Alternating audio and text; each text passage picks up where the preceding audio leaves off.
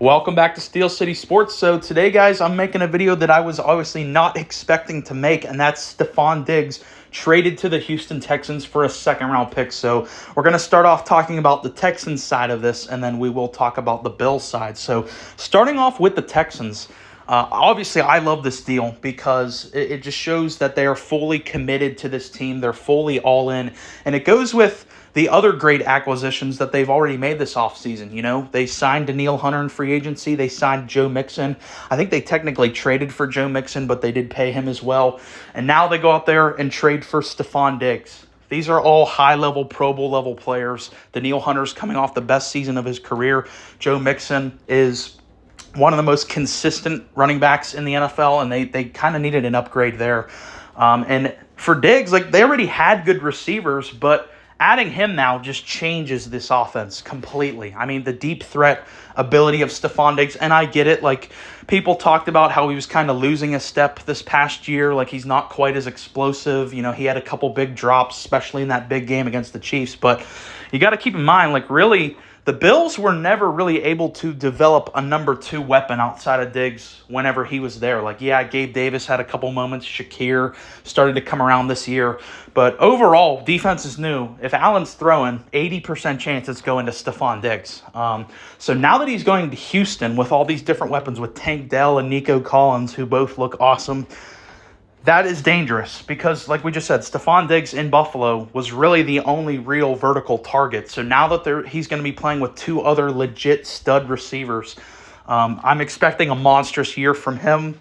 I just love this from the Texans' perspective of, like, we found our guy at quarterback. We know that he's good enough to win a Super Bowl. Let's put that team around him while we can afford to do it. And that's exactly what they've done with this move and the other moves we just talked about. So as of now, I honestly think the Houston Texans can go toe-to-toe with any team in the NFL. And I was already starting to believe that before this trade happened, but I think this just puts their offense on a completely different planet, honestly. Just to have that vertical threat of Stefon Diggs on the team. Now that teams can't really like double him like he was in Buffalo, you're going to see Stefon Diggs just have such an explosive year.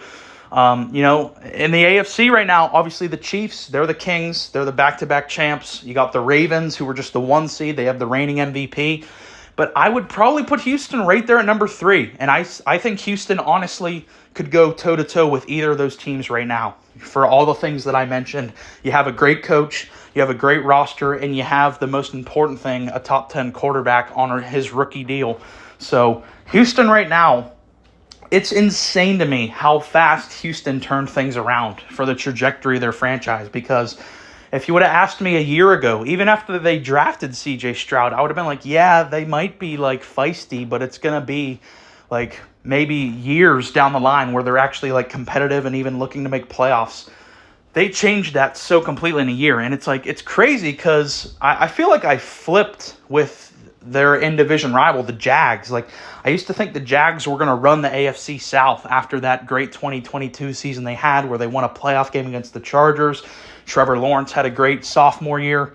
And then this year they kind of collapsed. And now it looks like Houston is running away with this division by a long stretch. So Houston, obviously, they knocked it out of the park with this move. This is an incredible get. Let's look at things for the Buffalo Bills as a result of this trade now. So obviously there's the draft still. They could still make some other signings. But as of right now, like, their number one receiver would be like Curtis Samuel, Khalil Shakir, like Josh Allen. We already talked about like how the offense was kind of stagnant throughout the year. And now you take away really Josh Allen's only legit vertical receiving threat. I think it's safe to say the Buffalo Bills Super Bowl window has closed. And it's not just because they traded Diggs. It's also for all the defensive cuts that they made to their roster. You know, they basically cut like half their secondary. Then this Diggs move really doesn't help. So it's like when I look at Buffalo, they're a talented team. They still have a lot of really high-end players. Of course, Josh Allen is still incredible. He's still going to be individually great. But this team, to me, in years past, was one of the most talented rosters in the NFL, and they still weren't able to get it done.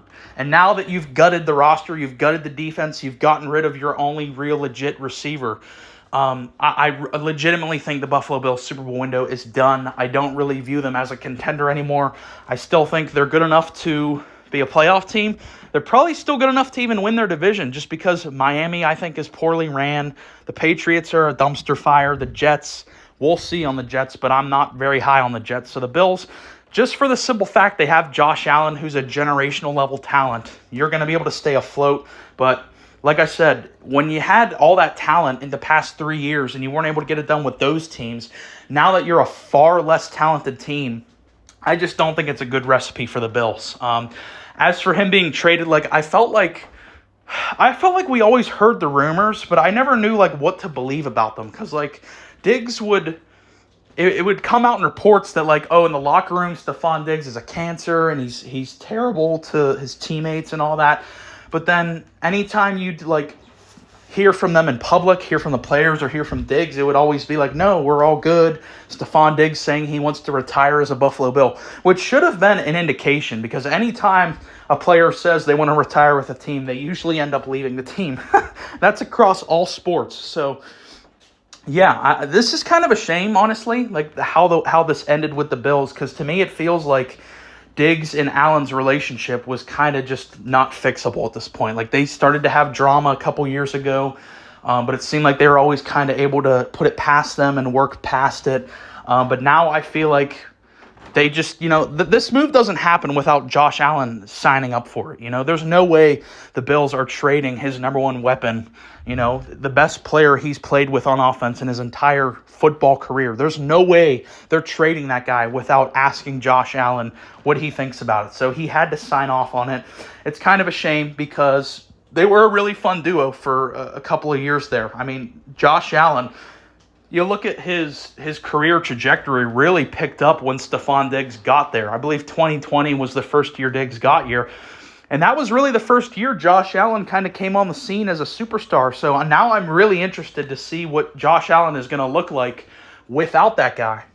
I already said Josh Allen kind of looked like he took a little step back after losing Brian Daboll, his offensive play caller. Now you take away his number one weapon. I'm really interested to see what he looks like. So that's kind of been my initial take on this. I definitely want to hear what you guys have to say, especially if there's any Texans or any Bills fans listening. We definitely want to hear specifically from you guys, but you don't have to be a fan of those teams to comment. I want to hear what all you guys have to say. So if you made it this far, appreciate you listening. Please like and subscribe.